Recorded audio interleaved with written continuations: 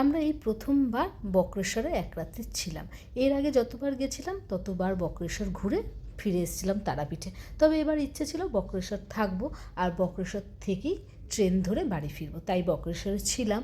আর বক্রেশ্বরে পরের দিন সকালবেলা ঘুম থেকে উঠে আমরা আশপাশটা একটু ঘুরতে গেছিলাম।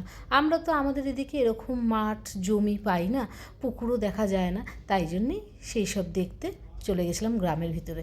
ঘুরে ফিরে চলে এসেছিলাম একদম টিফিন খেতে। সকালবেলা একটু দেরি হয়েছে আমাদের টিফিনটা খেতে, যেহেতু মাঠের দিকে গেছিলাম। কীভাবে যে সময়টা চলে গেছিলো বুঝতেই পারিনি। চারিদিক দেখতে দেখতে অনেক বেলা করেই আমাদের টিফিনটা হয়েছিল। টিফিন করে এবার ভাবলাম আরেকবার যাই, মন্দিরে গিয়ে একটু প্রণাম করে আসি, তাই জন্যই সবাই মিলে বেরিয়েছি। আর বোন যেখানে যাবে সেখানে তো কেনাকাটা আছেই, ও অনেক কিছু কিনতে ভালোবাসে। সেই সবই কেনাকাটা করে আমরা একদম চলে গেছিলাম মন্দিরে দর্শন করতে।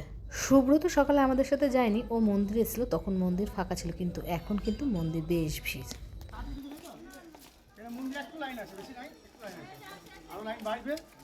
মন্দির থেকে বেরিয়ে আমরা উষ্ণ প্রসবনের ওদিকটায় গেছিলাম একটু ঘুরে দেখতে, কারণ আজকে বাড়ি ফিরে যাব তাই জন্যে।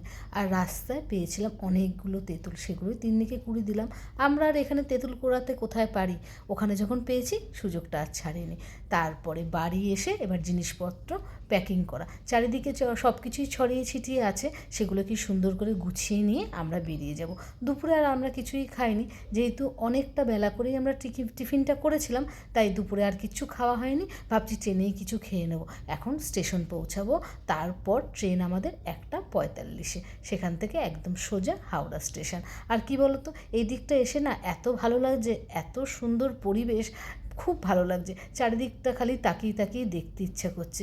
চারিদিকে নানা রকম ফসল ফলেছে, কত সুন্দর লাগছে দেখতে। আর সবচেয়ে ভালো লাগছে সর্ষে ক্ষেতটাকে দেখতে, ভীষণ সুন্দর লাগছিলো সর্ষে ক্ষেতটাকে দেখতে। তার সাথে আলু চাষও হচ্ছিলো, সেসব দেখতে দেখতেই আমরা একদম স্টেশন পৌঁছে গেছি।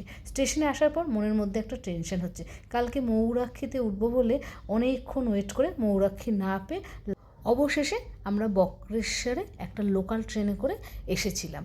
আর আজকে না সেই টেনশনটাই কাজ করছে, যদি ট্রেনটা টাইম মতো না আসে বা লেট হয়, এদিকে তো ট্রেন একটু কম, কি করে বাড়ি ফিরবো। কিন্তু দেখলাম ট্রেন একদম টাইম মতোই এসছে, আর আমরা সবাই একদম ট্রেনে উঠে বসে পড়েছি। আর ট্রেনে উঠলে তো খাওয়া দাওয়া হবে, সেই খাওয়া দাওয়াই চলছে।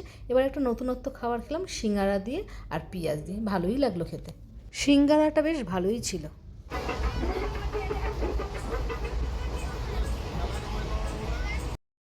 ট্রেনে বাউল গান শুনতে শুনতে বাড়ি ফিরতে বেশ ভালোই লাগছিল।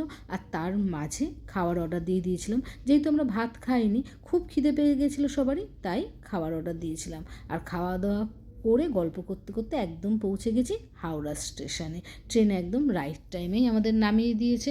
যে চিন্তাটা হচ্ছিল টাইম মতন পৌঁছাবো কি না, টাইম মতো আমরা হাওড়া স্টেশনে পৌঁছে গেছি। এবার ফিরবো বাড়ি, বোনের মতো বাড়ি চলে যাবে, আর আমরা আমাদের মতো এদিকে চলে আসবো। আবার কবে সবাই একসাথে ঘুরতে যাব জানি না, তবে কোথাও ঘুরতে গেলে না যখন বাড়ি ফিরে আসি তখন বড্ড মনটা খারাপ হয়, কারণ একসাথে ঘুরতে যাওয়ার না মজাটাই আলাদা। জানি না আবার কবে একসাথে যাব।